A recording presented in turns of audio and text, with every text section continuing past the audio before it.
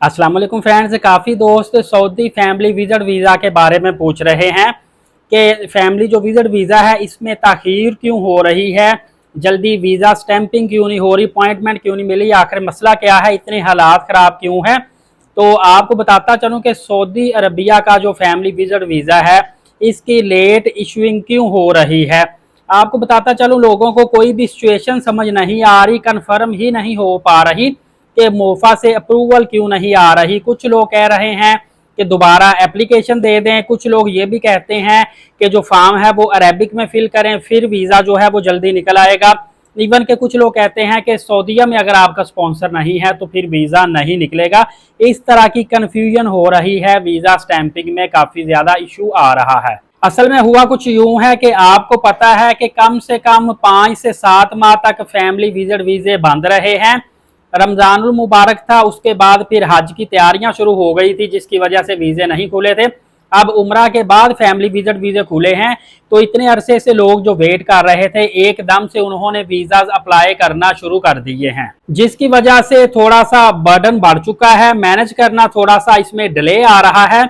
इंशाअल्लाहुल अज़ीज़ आप देखेंगे कि विद इन ए वीक तमाम तर निज़ाम, तमाम तर मामलात मामूल के मुताबिक आ जाएंगे और आपका जब वीज़ा एक्सपायर होगा उससे एक हफ्ता पहले आप वीज़ा को एक्सटेंड भी करवा सकेंगे। इसके अलावा उम्रा वीज़ा के हवाले से आपको बताता चलूँ कि उम्रा वीज़ा जो सिंगल पर्सन का था ना, जब स्टार्ट में निकला था तो वो 1950 रियाल का मिल रहा था, लेकिन अल्हम्दुलिल्लाह अब ये हाफ कीमत पे आ चुका है। अब सिंगल पर्सन के लिए 1000 रियाल का उम्रा वीज़ा मिल रहा है।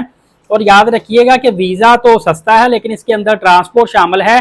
सिंगल पर्सन के लिए लाजमी है कि उसको ट्रांसपोर्ट भी करवा के देनी पड़ेगी, क्योंकि ट्रांसपोर्ट इसमें कंपलसरी है, जिसकी वजह से पूरी टैक्सी का जो फेयर है वो उसी सिंगल पर्सन पे पड़ेगा। इसीलिए बेहतर है कि 3 से 4 लोग ट्रैवल करें अगर आपने इंडिविजुअल भी ट्रैवल करना है, ताकि आपको ट्रांसपोर्ट का कम से कम एक्सपेंस पड़े, डिवाइड हो जाए और आपको वीज़ा सस्ता मिले। क्योंकि 3 से 4 लोग जब ट्रैवल करेंगे ना तो 700 रियाल के करीब करीब इनका वीज़ा पड़ेगा।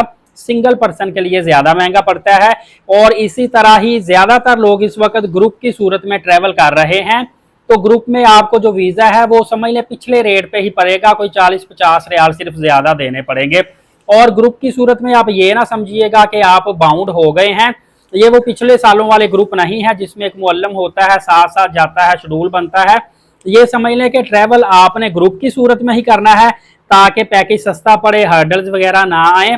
लेकिन सऊदीया जाके आप इंडिविजुअल ही होंगे, आप जहां चाहे जाएं, जहां चाहे आएं, कोई आपको पूछने वाला नहीं होगा। सिर्फ आप एक ही ग्रुप में, एक ही बस में ट्रैवल करेंगे, एक ही होटल में रहेंगे, लेकिन टेक्निकली आप इंडिविजुअल ही होंगे। फ्रेंड, इस हवाले से मजीद भी फर्दर मालूमात आपको देता रहूंगा। एलीट साकिब यूट्यूब चैनल को सब्सक्राइब करके बेल नोटिफिकेशन को ऑन रखें ताकि तमाम तर अपडेट्स आपको बर वक्त मिलती रहें।